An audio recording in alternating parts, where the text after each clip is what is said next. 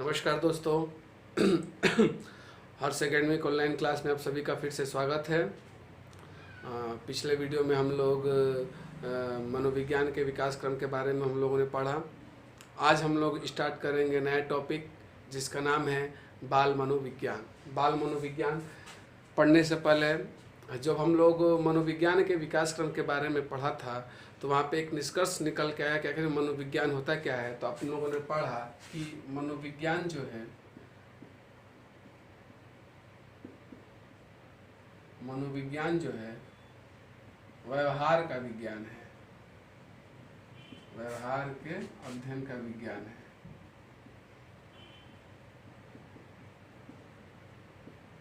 अध्ययन का विज्ञान है।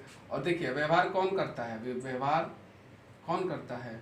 इंसान करता है, पशु करता है यानी, और पक्षी करता है यानी प्राणियों के व्यवहार का अध्ययन क्या कहलाता है? मनोविज्ञान कहलाता है।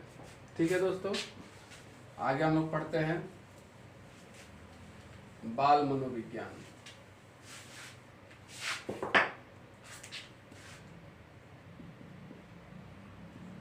बाल मनोविज्ञान दोस्तों, बाल मनोविज्ञान को ही बाल विकास कहते हैं।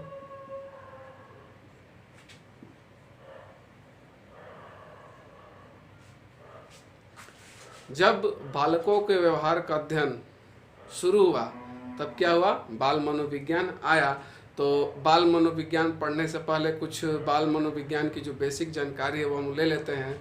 तो बाल मनोविज्ञान कहते किसे? देखिए, एक अवस्था आती है गर्भावस्था, गर्भावस्था, उसके बाद शैशवावस्था, उसके बाद बाल्यावस्था, उसके बाद किशोरावस्था।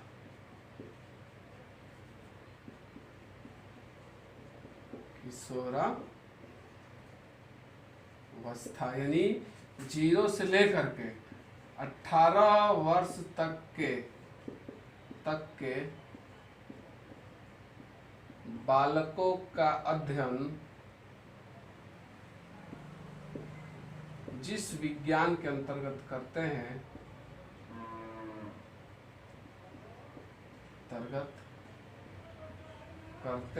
उसे बाल मनोविज्ञान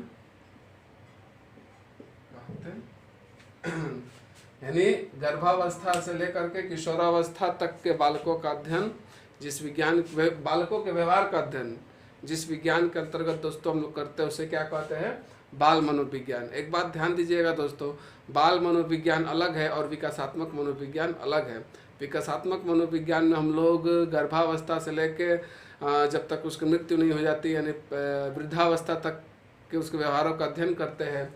लेकिन बाल मनोविज्ञान में हम लोग गर्भावस्था से लेकर किशोरावस्था तक के बालकों के व्यवहार का ही अध्ययन हम लोग करते हैं। फिर आगे देखते हैं, इसके बारे में हम थोड़ा बाद में पढ़ेंगे, अवस्थाओं के बारे में। पहले बाल मनोविज्ञान के बारे में हम लोग पढ़ लेते हैं। दोस्तों, एक व्यक्ति है बर्क मित्रों, पहला ऐसा व्यक्ति है, पहले ऐसे मनोवैज्ञानिक है, व्यक्ति है जिन्होंने बाल मनोविज्ञान को परिभाषित किया। क्वेश्चन आ सकता है कि कौन से मनोवैज्ञानिक है जिन्होंने बाल मनोविज्ञान को सबसे पहले परिभाषित किया? तो बर्क। एक और मनोवैज्ञानिक है दोस्तों जिनका नाम है पेस्टालॉजी।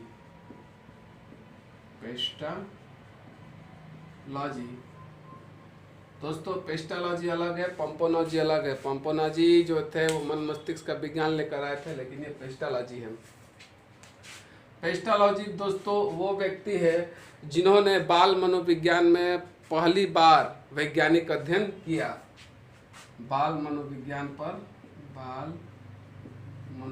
में वैज्ञानिक अध्ययन किया। वैज्ञानिक अध्ययन किया और किस पर किया? अपने 3.5 वर्षीय पुत्र पे किया। और उन्होंने अपने 3.5 वर्षीय पुत्र पर अध्ययन करके एक पुस्तक लिखी, जिस पुस्तक का नाम है बेबी बायोग्राफी।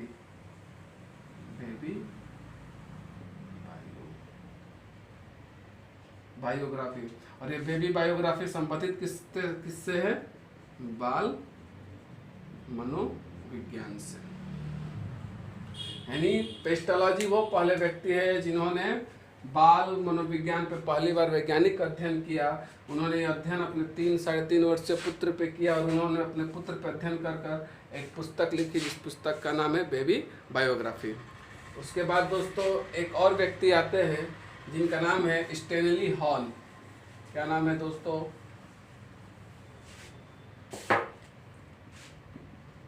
Stanley hall.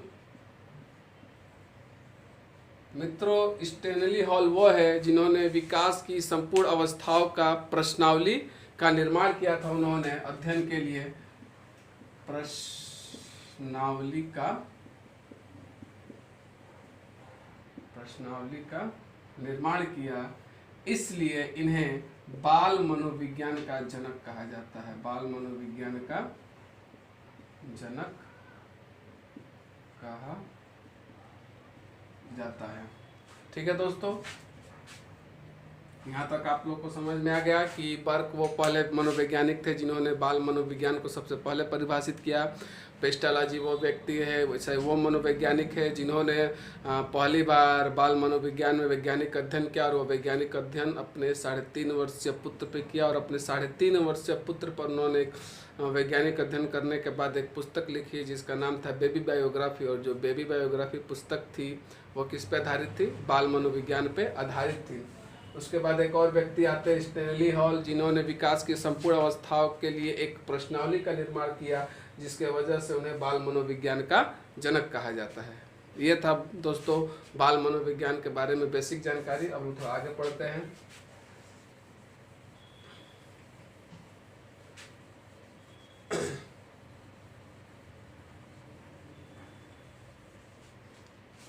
पिछले वीडियो में एक बालक का कमेंट आया था कि सर क्या थर्नाइड व्यवहारवादी थे? मित्रों, थर्नाइड जब हम लोग आगे पढ़ेंगे मनोविज्ञान के संप्रदाय में बहुत सारे स्कूल आएंगे, तो पहली जो संप्रदाय था वो संरचनावाद था, दूसरा जो संप्रदाय था वो प्रकारवाद था, और जो तीसरा संप्रदाय था वो व्यवहारवाद था। थर्नडाइक मूलतः प्रकारवादी थे, लेकिन बाद में फिर वो व्यवहारवादी हुए। इसलिए मित्रों थर्नडाइक जो है वो मूलतः प्रकारवादी है। एक और विद्यार्थी का कमेंट आया था कि सर साइकी का अर्थ होता क्या है? साइकी का अर्थ क्या होता है? दोस्तों अरस्तु के अनुसार